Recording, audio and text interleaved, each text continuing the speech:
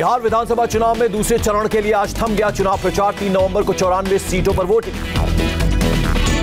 दूसरे चरण के लिए पीएम मोदी ने सारण, समस्तीपुर, मोतिहारी और बगहा में जनसभा को किया संबोधित। पीएम मोदी ने सारण से रैली की शुरुआत की। कहा, पुलवामा हमले पर पाकिस्तान ने सच को स्वीकारा तो कुछ लोग बेनकाब हो गए। राहुल गांधी और तेजस्वी यादव पर जमकर बरसे पीएम मोदी। बोले, इधर डबल इंजन की सरकार, उधर डबल युवराज है। पीएम ने कहा, डबल इंजन वाली एनडीए सरकार विकास के लिए प्रतिबद्ध, लेकिन डबल युवराज सिंहासन को बचाने के लिए लड़ रहे हैं। पीएम मोदी ने लालू के शासन का जिक्र किया। कहा, जंगल राज में कंपनियों को पहले तय करनी पड़ती थी फिरौती। पीएम ने कहा, जंगल राज में नए कारखाने लगाने की बात तो छोड़िए, पहले से चल रहे कारखानों को भी बंद करना पड़ा था। प्रधानमंत्री ने कहा, जंगल राज में मां अपने बच्चों से कहती थी, बाहर मत निकलना, लक्कड़ सुंघवा घूम रहा है। पीएम ने कहा, इंजीनियर ठेकेदार की जान खतरे में हो तो पुल और सड़क कौन बनाएगा? लालटेन राज को याद रखें बिहार के युवा। पीएम ने कहा, बिहार में फिर एनडीए की सरकार बनेगी। पहले चरण के मतदान के संकेत से विपक्षी दल बौखला गए। पीएम ने गरीबों, पिछड़ों के विकास को बताया प्राथमिकता। बोले, बिना भेदभाव के सबको लाभ पहुंचाने का काम किया। पीएम बोले, छठ पूजा के लिए किसी मां को चिंता करने की जरूरत नहीं। मां, तुम छठ की तैयारी करो, दिल्ली में तुम्हारा बेटा बैठा है।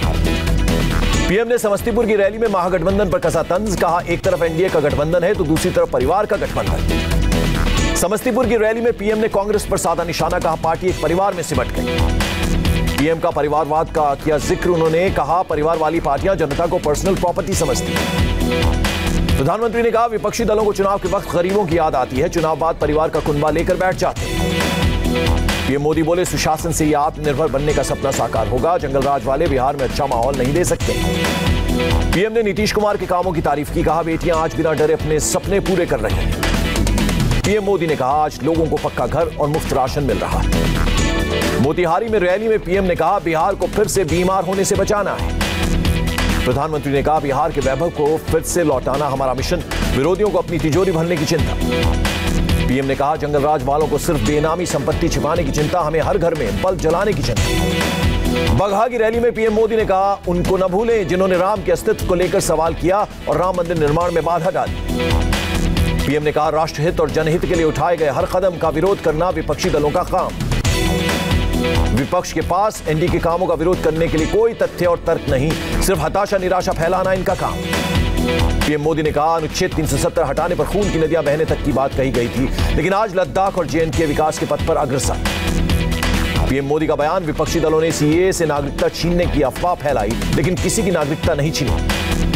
पीएम मोदी ने कहा, एनडीए सरकार एससी एसटी कोटा छीनने का भी विपक्षी दलों ने ये बात फैलाई। तेजस्वी यादव का पीएम मोदी से 11 सवाल पूछा। डबल इंजन सरकार में बेरोजगारी दर 40.6% क्यों है? बिहार के हर दूसरे घर से पलायन क्यों होता?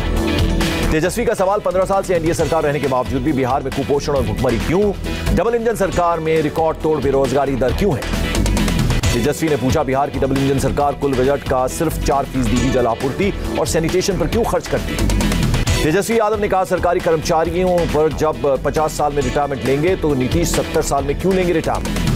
तेजस्वी ने सरकारी कर्मचारियों से किया वादा। कहा, सरकार बनेगी तो रिटायरमेंट की उम्र बढ़ाएंगे। केंद्रीय मंत्री आरके सिंह ने आरजेडी पर हमला बोलते हुए कहा, अगर महागठबंधन की बनी सरकार तो सड़क पर बेखौफ घूमने लगेंगे अपराधी। चिराग पासवान ने कहा, नीतीश के नाम पर एक भी बिहारी नहीं देगा वोट, इसलिए पीएम मोदी कर रहे हैं लगातार रैली।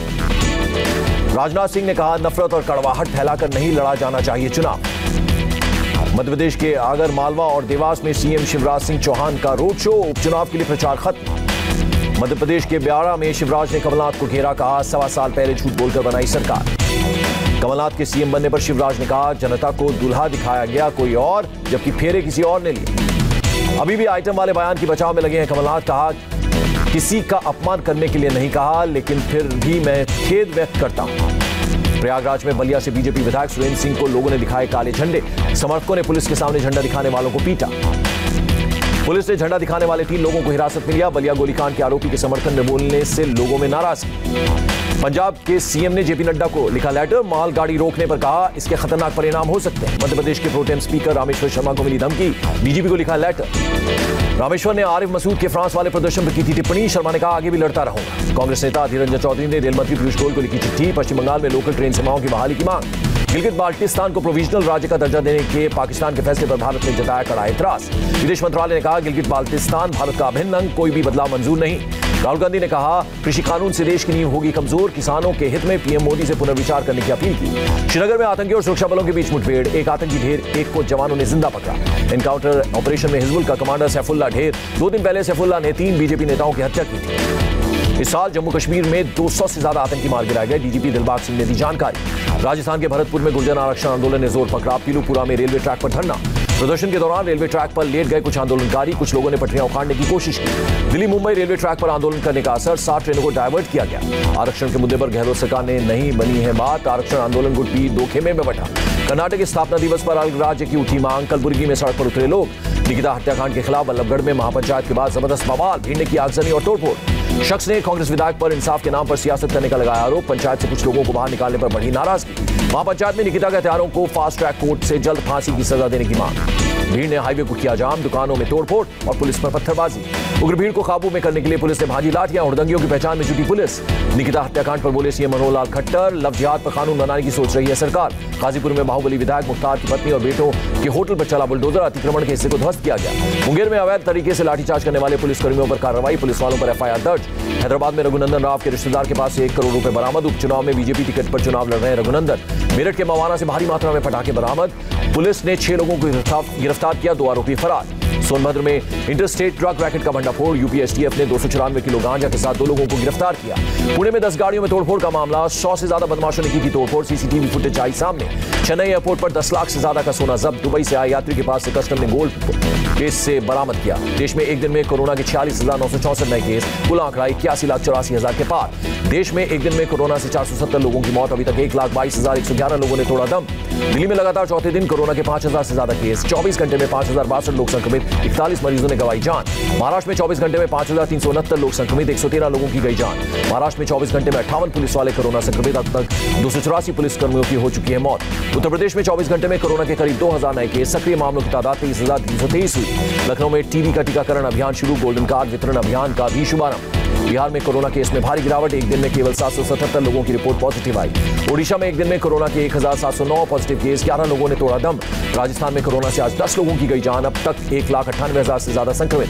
गुजरात में कोरोना मरीजों की संख्या 1,73,000 के पार, अब तक 3,724 की मौत। पंजाब में 325 नए केस के साथ कोरोना मीटर 1,34,000 के करीब पहुंचा। कोरोना से मरने वालों की तादाद 4,214 हुई। केरल में 24 घंटे में करीब 7,000 लोग संक्रमित हुए। राज्य में 89,675 एक्टिव केस। केरल में 8 महीने बाद समुद्र तटों पर जाने से पाबंदी हटाई गई, कोची बीच पर घूमते नजर आए लोग। आंध्र प्रदेश में कोरोना मरीजों का आंकड़ा 8,26,000 के पार पहुंचा, अब तक 6,706 लोगों ने तोड़ा दम। काजीरंगा नेशनल पार्क में एलिफेंट सफारी की शुरुआत, अभी केवल 37 सीटों की बुकिंग होगी। राष्ट्रपति चुनाव में विरोधी जो बाइडेन पर ट्रंप का हमला, कहा 1 साल के लिए लॉकडाउन लगाना चाहते हैं बाइडेन। अमेरिका में कौन राष्ट्रपति बनेंगे, इस पर बोलने से बचते नजर आए इजरायल के पीएम नेतन्याहू, ट्रंप की तारीफ की। नेतन्याहू ने भ्रष्टाचार के आरोपों को लेकर इजरायल के लोगों में गुस्सा, यरूशलेम में जबरदस्त बवाल। अमेरिका के वाशिंगटन में रात के वक्त लोगों ने नस्लीय हिंसा के खिलाफ निकाली रैली, राइफल के साथ दिखा शख्स। कनाडा के क्यूबिक शहर में चाकूबाजी करने वाला शख्स गिरफ्तार, 2 की मौत, 5 घायल। ब्रिटेन के पीएम बोरिस जॉनसन ने इंग्लैंड में लगाया 1 और महीने का लॉकडाउन, कोरोना केस बढ़ने के बाद फैसला। इटली की राजधानी रोम में नए कोरोना नियमों के खिलाफ प्रदर्शन, पुलिस के साथ लोगों की झड़प। तुर्की के राष्ट्रपति रेजेप ताय्यप एर्दोगन ने इजमिर शहर का किया दौरा, भूकंप वाले इलाकों का लिया जायजा। तुर्की में 8 मंजिला इमारत के मलबे से जिंदा निकली लड़की, हेल्थ मिनिस्टर ने की मुलाकात। तुर्की में भूकंप से तबाही के 2 दिन बाद भी रेस्क्यू ऑपरेशन जारी, अब तक 44 की मौत, 900 से ज्यादा लोग घायल।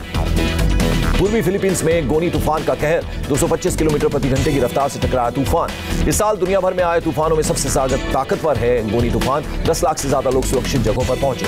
हिमाचल के लाहौल स्पीति में बर्फबारी, स्नोफॉल का लुत्फ उठाते नजर आए सैलानी। और देश की अर्थव्यवस्था के लिए अच्छे संकेत, अक्टूबर में जीएसटी कलेक्शन 1 लाख करोड़ रुपए के पार।